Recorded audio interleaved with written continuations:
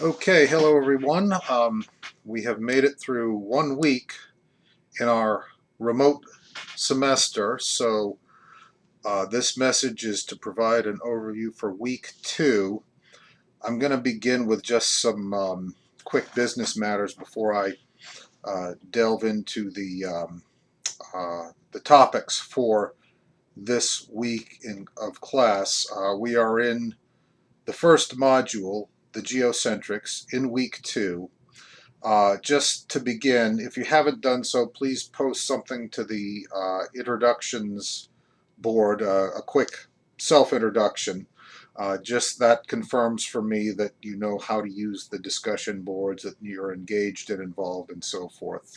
There's no grade, but it is a good idea to make yourself known there and to introduce yourself and say some things about yourself to your classmates.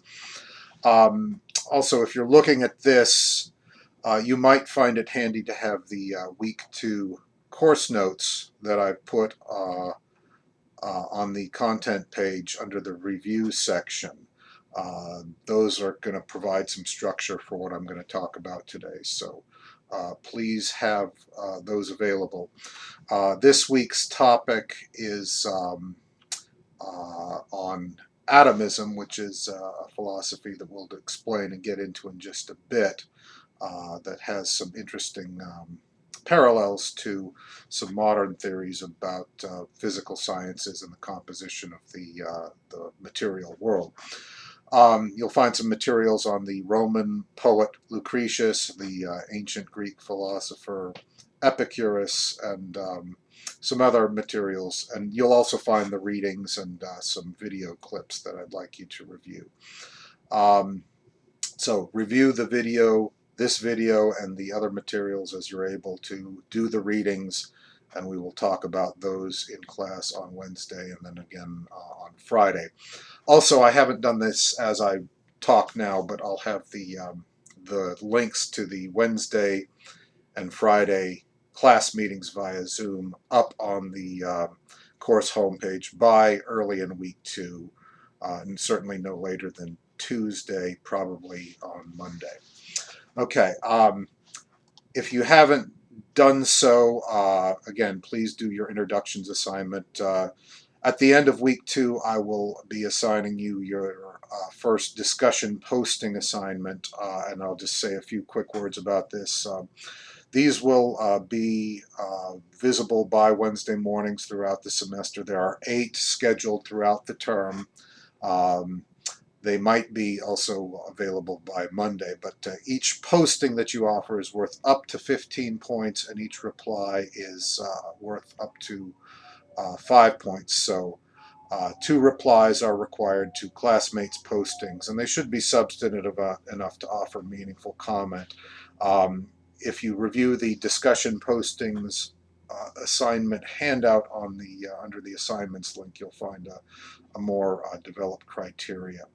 So that's the discussion postings assignment, 15 plus 5 plus 5, up to 25 points possible per discussion posting, 8 assigned through the course of the semester. I dropped your 2 lowest, so 150 points, 25 times 6 is 150. That's what you can potentially earn by taking this part of the class seriously and doing it diligently. Um, just a couple of quick final words. These are not extra credit. They are required assignments. You might miss 1 or 2. That's not going to kill your grade. But these offer opportunities for meaningful engagement with the course materials and also with your classmates. And they are designed to reward effort, maintaining deadlines, keeping up, engaging with the material, and just basically diligence with regard to the course. They're due each Monday morning by 7 a.m. and I'll begin each Wednesday class with some recap of the previous week's discussion posting assignment. So anyways, that's the quick overview. First, we have the body of thinkers known as the atomists. This group extends back into the 5th century before Common Era. Democritus is the first key figure. We don't know anything he wrote, but he does have a translator, an individual named Diogenes Laertius, who in the 2nd and 3rd centuries was transcribing some of the ancient philosophers from before the Common Era. And so what's in your textbook is a transcription of Democritus's philosophy by Diogenes. Anyways, it's pretty simple. It's important to keep in mind that the atomists were not scientists per se. They were more inclined to be philosophers or poets, but collectively they offered this view that the materials of the world were composed into tiny units that combine themselves according to their own logic, and the term we use is sui generis, or independently. And this whole view liberated humankind from the pre-Christian idea of gods as vengeful creatures, or vengeful entities, or cruel entities that imposed their will and extracted vengeance from humankind. We see a version of that God in the Old Testament. We also, if we've ever studied ancient Greek gods and goddesses, we know they weren't particularly nice either. It's important to keep in mind that this philosophical system predates the advent of Christianity as we know it. So it does offer ancient humans a sort of peace in the fact that they have the opportunity to determine their own courses towards happiness and meaningful existence, and they can act with a rational, reasonable form of self-interest. So you've got some materials that explain Epicurus and Epicureanism, and you've got some materials that explain the Roman poet Lucretius, who also is among this week's assigned writers. Some of the materials, you'll notice a couple of links that feature the renowned author and professor Stephen Greenblatt, who published a book about Lucretius and about the way that his poem, which was written before the time of Christ, was gradually sort of lost its influence and became less and less known, and was preserved in manuscripts, but not that many. And then, very improbably, it was rediscovered in the year 1417 by an Italian bureaucrat working in a monastic library. And from there, the poem reemerged, and over the centuries, it became influential again. It was translated and retranslated, and so the idea of atomism, which started out as the domain of ancient philosophers and poets, became something that offered new meaning to Renaissance scientists and also philosophers from that period, so that later period. So we'll talk about that later in the term. But the whole idea of atomism is based in Epicurean philosophy, and you've got some materials that explain how that body of knowledge first gained influence and then subsided and then reemerged over 1,000 years later. And so it's kind of an interesting story.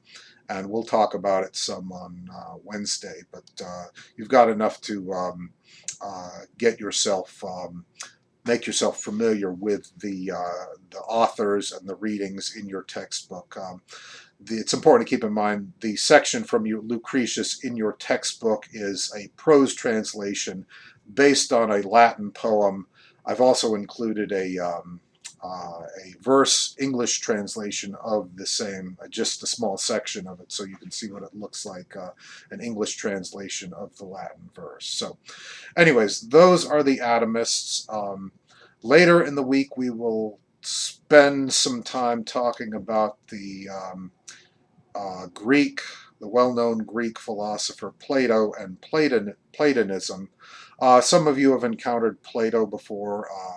If you know anything about the Greeks, you probably at least recognize the names Socrates, Plato, and Aristotle, who have a sort of intellectual lineage. Socrates was the great,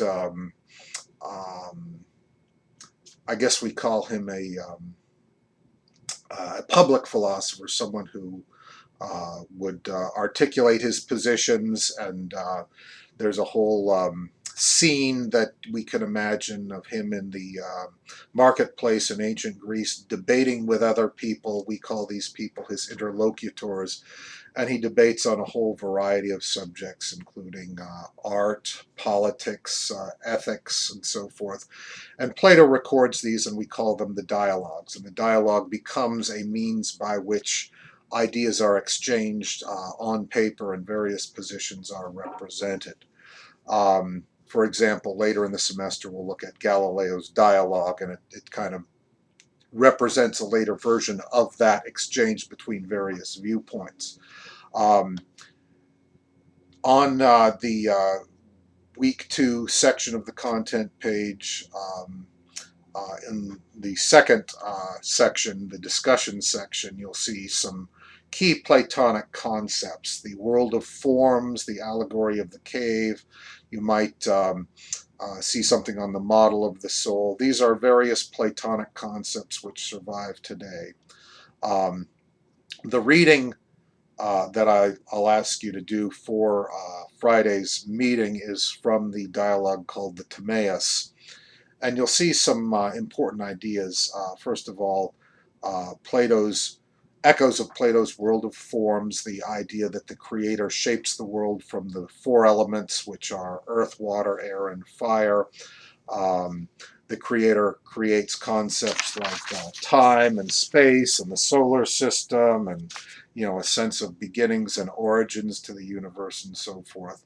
And it's just important to keep in mind that for our purposes, Plato has something to say about creation and cosmology and the solar system, but his findings stretch well beyond those concerns to matters of ethics, philosophy, psychology, literature,